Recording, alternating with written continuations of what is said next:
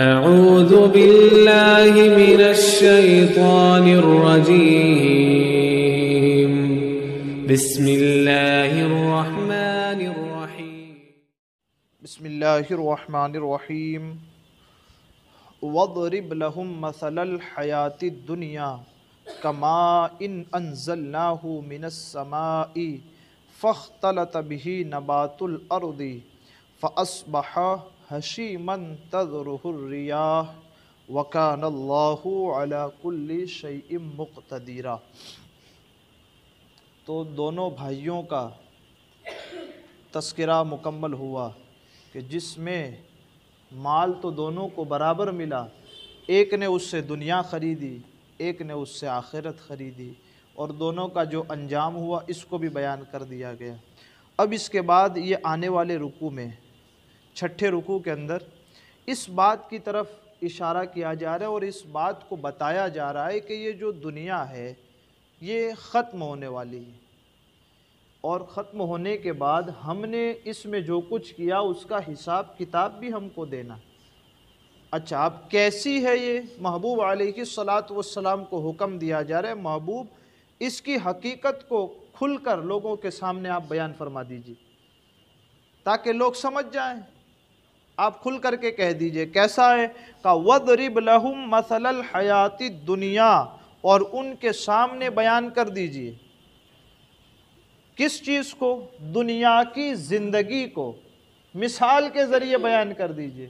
اچھا، کیا ہے اس کی مثال؟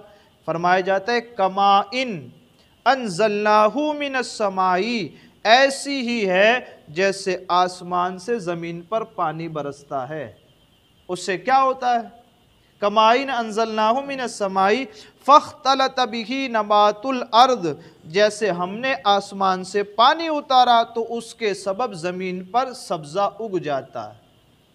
فَاخْتَلَطَ بِهِ نَبَاتُ الْأَرْضِ، زمین میں ہریالی آ جاتی ہے، زمین سرسبز و شاداب ہو جاتی ہے۔ اس کے بعد کیا کہا جاتا ہے؟ فَأَصْبَحَ هَشِيمًا تَذْرُهُ الرِّيَاحُ، پھر اس کے بعد وہ سوکھی ہوئی گھاس بن جاتی ہے جسے ہوائیں آتی ہے تو ادھر سے اڑا کر ادھر گراتی ہیں اور ادھر سے اڑا کر ادھر گراتی ہیں۔ کہا یہ کیا ہے؟ کہا یہ مثال دیکھو، زندگی کی حقیقت یہی ہے اور کچھ نہیں ہے۔ ہماری اور آپ کی زندگی، اس دنیا کی زندگی کیسی ہے؟ کہا ایسی ہی ہے جیسے آسمان سے پانی گرا اور اس زمین پر گرنے کے بعد یہ جو سوکھی ہوئی زمین تھی اسے ہرا کیا، پھر اس کے بعد یہاں ہرا ہونے کے بعد ہریالی بھی آ گئی۔ جب تم اور ہم نگاہ اٹھا کر کے ادھر دیکھیں تو پھولوں کا باغات نظر آتا ہے، جب نگاہ اٹھا کر ادھر دیکھیں تو لہلہاتے ہوئے کھیت نظر آتے ہیں، ہر طرف ہریالی کی ہریالی نظر آتی ہے۔ لیکن جیسے ہی وہ موسم اور وہ پیریڈ اور وہ ٹائم ختم ہوتا ہے، اسی ہریالی کی حالت یہ ہوتی ہے اب کہ وہ سوکھے ہوئے گھاس کی مانند ہو جاتی ہے جسے ہوائیں ادھر سے اڑا کر ادھر گراتے۔ کا انسانی زندگی کی بھی حقیقت دیکھو کہ بچپن میں اس کا مسکرانا ہوتا ہے، مسکرانے کے بعد جوانی کے اندر جب آتا ہے تو جلال بھی ہوتا ہے، جمال بھی ہوتا ہے، خوبصورتی بھی ہوتی ہے، طاقت بھی ہوتی ہے، لیکن جب بڑھاپا ہوتا ہے کہ جتنی جوانی کی طاقتیں تھی وہ ساری کی ساری ختم ہو جاتی ہے، سب کچھ لٹ جاتا ہے۔ اب وہی انسان قبر میں مٹی کی طرح داخل ہو جاتا ہے۔ داخل ہونے کے بعد کیا ہو جاتا ہے؟ کہ وہی مٹی ہو جاتا ہے۔ تو یہ انسان کی زندگی کی حقیقت ہے، چند لمحوں کی ہے، پھر یہ ختم ہو جائے گی۔ کہ جیسے پانی گرا سبزہ اگا، پھر سبزہ ختم ہو گیا۔ کہ اسی طرح زندگی دی ہے، تمہاری اور ہماری زندگی ہے، اچھی خاصی ہوگی، ان طاقتور مضبوط ہوں گے، اور اس کے بعد کا یہ ختم ہو جائے گی۔ پتہ نہیں قبر کہاں ہوگی، پھر مرنا کب ہے، کہاں مریں گے، کسی چیز کا ٹھکانہ نہیں نا۔ کہ یہ ایسے ہی ہے جیسے ہوا گھاس کو ادھر سے ادھر اڑاتی ہے، کہ انسان کی زندگی کی بھی مثال ایسی ہی ہے۔ اچھا، تو یہ جو چیزیں ہمارے ساتھ ہے اس کا کیا؟ بھئی ہمارے تو اولاد بھی ہے، ہمارے پاس مال بھی ہے، ہمارے پاس جائیداد بھی ہے، ان سب کا کیا؟ قرآن مقدس بیان فرماتا ہے المال والبنون زینت الحیات الدنیا، پھر واپس زینت کا لفظ آیا یہاں تیسری بار۔ کہا یہ تمہارا مال تمہاری اولاد، یہ سب کچھ کیا ہے؟ کہ یہ دنیا کی زندگی کی رونقیں ہیں، دنیا کی زندگی کی خوبصورتی ہے، دنیا کی زندگی کی، توجہ سے، کہاں کی زندگی کی؟ دنیا کی زندگی کی، بس اس کے بعد نہیں ہے یہ رونق ہے، 40 سال تک یہ رونق، 50 سال تک یہ رونق، اس کے بعد کچھ نہیں ہے۔ لیکن تو پھر ہمارے ساتھ ایسی کون سی رونق ہے جو ہر وقت رہنے والی؟ انسان کے ساتھ ایسی بھی تو کوئی رونق ہونی چاہیے، ایسا کوئی نور ہونا چاہیے جو ہر وقت اس کے ساتھ رہے۔ قرآن فرماتا ہے والباقیات الصالحات، باقی رہنے والی اچھی باتیں، اچھی چیزیں ہیں باقی رہنے والی۔ خیر عند ربک ثوابا وخیر عملا، تیرے رب کے نزدیک ثواب کے اعتبار سے، تیرے رب کے نزدیک بدلے کے اعتبار سے، تیرے رب کے نزدیک اجر کے اعتبار سے سب سے زیادہ اور سب سے بہتر، اور امید کے اعتبار سے سب سے زیادہ اچھی ہے۔ سبحان اللہ۔ کون سی چیزیں؟ کا اچھی چیز ہے۔ حقیقت میں مال کیا ہے؟ انما اموالکم و اولادکم فتنہ، فتنہ ہے۔ دیکھیں نا، بیٹے کی محبت ہی میں تو انسان بے نمازی ہوتا ہے، مال کی محبت ہی میں تو رب کو چھوڑتا ہے، مالی کی محبت میں نا، اور کوئی وجہ تو نہیں ہے۔ سمجھ رہے ہیں اس کو؟ تھوڑا سا ہمیں اور آپ کو سمجھنے کی ضرورت ہے۔ یہ مال ہی ہے جس کے سبب بندہ دین کو چھوڑتا ہے، وہ بیٹے ہی ہیں جس کے سبب بندہ اپنے رب سے دور ہو جاتا ہے۔ قرآن مقدس کہتا ہے یہ جو مال اور یہ جو اولاد تم اپنے پاس رکھتے ہو، یہ تمہاری چھوٹی سی زندگی کی خوبصورتی ہے، چھوٹی سی زندگی کی خوبصورتی۔ اس پر بھروسہ مت کرو کہ یہ ہمیشہ تمہارے ساتھ رہنے والی ہے، اس پر بھروسہ مت کرو کہ یہ ہمیشہ تمہارے ساتھ رہنے والی ہے۔ ہاں، رب نے جس کو توفیق دے دی نا، تو پھر وہ اپنی اس دنیا کو، دنیا مطلب مال اور اولاد، اس دنیا کو بھی دین بنا لیتا ہے، وہ اس کے قبر و حشر میں بھی اس کے ساتھی بن جاتے ہیں۔ کہا وہ کیسے ہو جاتے؟ کہا یہی اولاد کو دین پڑھا دو اور اچھے راستے پہ لگا دو، تمہارے مرنے کے بعد یہ نیک عمل کرتی رہے گی، اس کا ثواب قبر میں بھی تمہیں پہنچتا رہے۔ کہا یہی مال، عثمان غنی نے اسی مال سے جنت خریدی ہے، جس مال سے قارون جہنم کے گڑھے میں گرا، وہی مال تھا عثمان غنی کے پاس کہ جس سے انہوں نے جنت خریدی ہے۔ کہا یہی مال تیرا بن جائے گا، اچھا تو تیرا دین بن جائے گا۔ کہا کیسے بن جائے گا؟ اللہ اور اس کے رسول کی راہ میں خرچ کرے گا تو یہ مال بھی تیرا دین بنا دیا جائے گا، یہ تیرے قبر میں بھی آئے۔ والباقیات الصالحات کے بارے میں پوچھا گیا حضور علیہ الصلوۃ والسلام سے، یہ کیا ہے؟ فرماتے ہیں سبحان اللہ والحمد للہ ولا الہ الا اللہ واللہ اکبر ولا حول ولا قوت الا باللہ العلی العظیم۔ سبحان اللہ۔ جو تیسرا کلمہ پڑھتے کہا یہ ہے، کہا ومن احسن قولا ممن دعا الی اللہ، اس سے اچھی بات کس کی ہو سکتی ہے جو اپنے رب کی طرف بلاتا ہو۔ کہا یہ ساری چیزیں حضور سے عشق، کہا یہ باقی رہنے والی، اللہ کی معرفت، کا یہ باقی رہنے والی ہے۔ تم نے جو مال اور جو اپنی اولادوں کو دین کی راہ میں لگا دیا، کہا یہ ہمیشہ باقی رہنے والے۔ کہا یہ باقی رہنے والے تو اس کا بدلہ کہاں ملے گا؟ کہا تیرے رب کے پاس بہت بہترین بھی ملے گا، اور اس کے بہترین ملنے کی امید بھی رکھ کہ ساری طاقتیں ہر حالت میں ہر وقت سارا اختیار اللہ تبارک و تعالیٰ کا ہے۔ جو یہاں آگے ارشاد ہوا نا، کیا وَكَانَ اللَّهُ عَلَى كُلِّ شَيْءٍ مُقْتَدِرًا، اور اللہ تبارک و تعالیٰ ہر چیز پر قدرت رکھنے والا، ہر وقت ہر حالت میں اللہ ہی تبارک و تعالیٰ کا اختیار ہے اور اللہ ہی کی قدرت ہے۔ اس کے بعد بیان فرمایا جا رہا ہے، ہاں یہاں پر اور ایک بات میں وضاحت کروں، اولاد ہماری دین بن جائے گی۔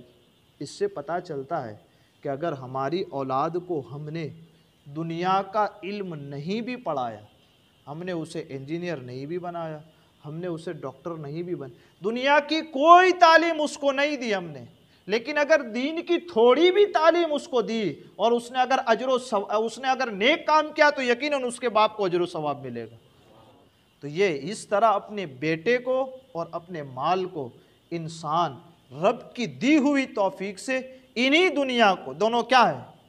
دنیا ہے نا دونوں، انہی دنیا کو اگر رب توفیق دے دے، اور ہمیں مانگنی چاہیے کہ رب توفیق دے، ان دونوں کو ہم اپنا دین بنا دیں، اس بیٹے سے بھی اور اس مال سے بھی ایسی اللہ تبارک و تعالیٰ اس کے راہ میں ہم خدمت کرائیں بیٹے کے ذریعے بھی اور مال کے ذریعے بھی کہ یہ دونوں ہمارے دین بن جائیں اور اس کے سبب کل یہ دونوں ہماری بخشش و نجات کا ذریعہ بن جائیں، یہی مال اور اولاد۔ اب یہاں نقشہ کھینچا دنیا کی حقیقت کا، اب کہا دیکھو یہ دنیا کی حقیقت تو تم نے دیکھ لی نا، اب قیامت آئے گی تو کیسے آئے گی؟ کہا فرمایا وَيَوْمَ نُسَيِّرُ الْجِبَالَ وَتَرَى الْأَرْضَ بَارِزَةً وَحَشَرْنَاهُمْ فَلَمْ نُغَادِرْ مِنْهُمْ أَحَدًا، اور یاد کرو جس دن ہم پہاڑوں کو چلائیں گے، وَيَوْمَ نُسَيِّرُ الْجِبَالَ، اس دن کو یاد کرو جس دن ہم پہاڑوں کو چلائیں۔ افلا ينظرون الى الابل كيف خلقت والى السماء كيف رفعت والى الجبال كيف نصبت، ان پہاڑوں کو دیکھو کیسے ہم نے جیسے کھیلا ٹھوک دیا جاتا ہے نا ایسے مضبوط کھڑے کر دیے۔ ایک جگہ قرآن کا یہ انداز ہے پہاڑوں کے بارے میں، ہے نا، اور قرآن مقدس کہتا ہے جب قیامت آئے گی نا تو یہ کھیل کی طرح ٹھوکے ہوئے پہاڑوں کو ہم ریزہ ریزہ کر کے اڑا دیں گے۔ کہا یہ چلیں گے اور زمین کیسی ہو جائے گی؟ وَتَرَى الْأَرْضَ بَارِزَةً، اور اس زمین کو چھٹیل میدان بنا دیں گے، یا کوئی بھی پہاڑ نہیں ہوگا، ساری کی ساری فلیٹ ایک دم گراؤنڈ کی طرح ہوگی۔ وَحَشَرْنَاهُمْ فَلَمْ نُغَادِرْ مِنْهُمْ أَحَدًا، اور ہم لوگوں کو اٹھائیں گے تو ان میں سے کسی کو بھی نہ چھوڑیں گے۔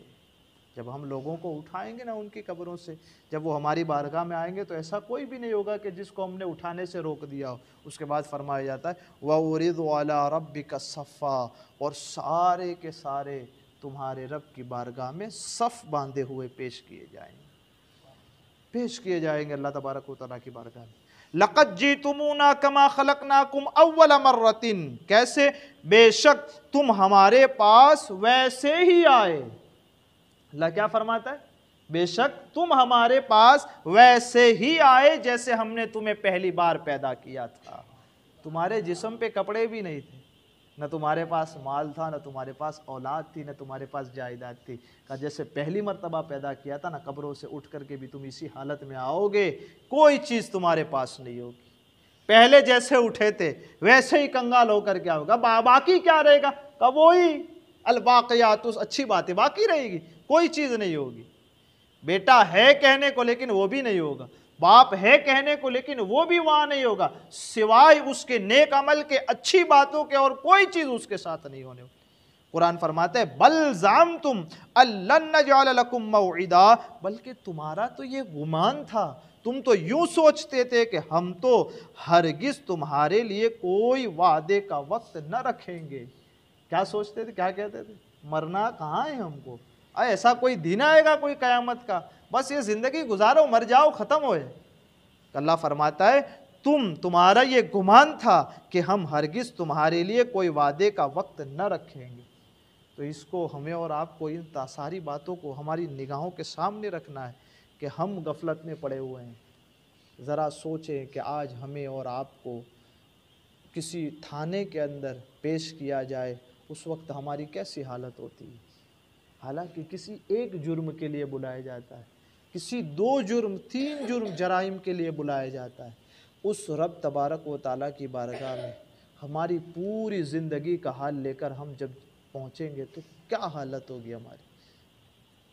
تھوڑا سا آپ اور ہم غور کریں کہ کیا کوئی انسان ہے جو اپنے رب کی بارگاہ میں ہلنے کی بھی طاقت رکھتا؟ جواب دینا تو بہت دور کی بات ہے۔ اپنے رب کی بارگاہ میں ہم کھڑے ہوں گے اور میرا رب اور آپ کا رب جب یہ سوال کرے میرے بندے میں نے تجھے زندگی دی، تو نے کہاں گزاری؟ اس وقت ہم کیا کہیں گے؟ تو ہمیں اور آپ کو آج آنکھیں کھلی ہے، دیکھو آج ہی ہے، یہ کل زندگی آنکھیں بند ہوگی، کل کچھ نہیں ہونا ہے۔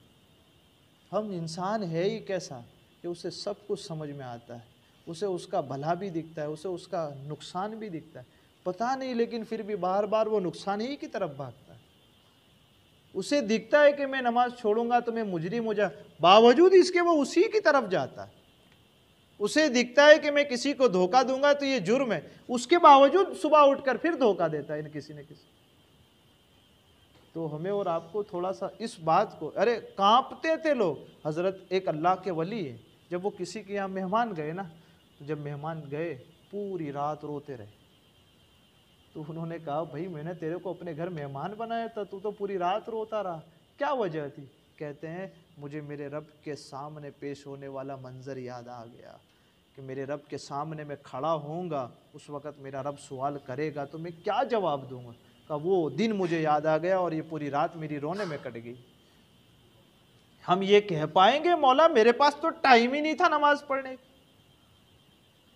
ہم یہ کہہ پائیں گے؟ تو ذرا سا ہمیں اور آپ کو ہماری زندگی کے اندر کچھ سوچنے کی ضرورت ہے، ہم کیا کر رہے ہیں، کیسا کرنا چاہیے۔ اور آخر میں اب جو ایک آیت اور باقی ہے، وَوُضِيَ الْكِتَابُ فَتَرَى الْمُجْرِمِينَ مُشْفِقِينَ مِمَّا فِيهِ وَيَقُولُونَ يَا وَيْلَتَنَا مَا لِهَذَا الْكِتَابِ، یہ کیسی کتاب ہم کو دے دی گئی؟ نامہ اعمال دیا جائے گا نا، مجرمین اس دن کہیں گے کیسی کتاب ہم کو دے دی گئی، ہم نے تو چھپ کر کے کونے میں گناہ کیا تھا، وہ بھی اس میں تو لکھا ہوا۔ اس دن مجرمین کہیں گے، انشاءاللہ کل پڑھیں گے، وہ وقت کافی ہو گیا۔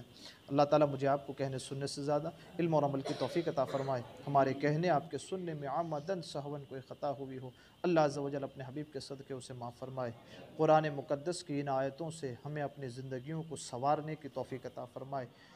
استغفر اللہ ربی من کل